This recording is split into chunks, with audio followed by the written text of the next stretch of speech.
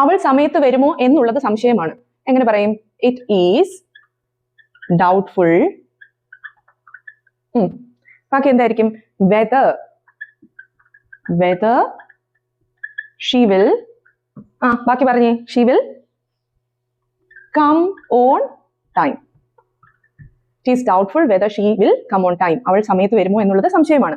ഇതെല്ലാവരാലും എളുപ്പത്തിൽ മനസ്സിലാക്കാൻ കഴിയുന്നതല്ല. ഇതെങ്ങനെ പറയും?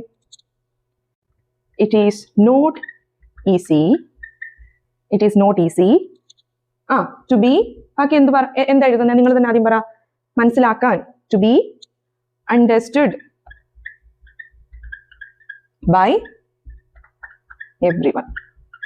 It is not easy to be understood by everyone or everybody. എല്ലാം പറയാം. ഇതെന്റെ കൂടെ അല്ല, വേറെ ആരുടെയാണ്.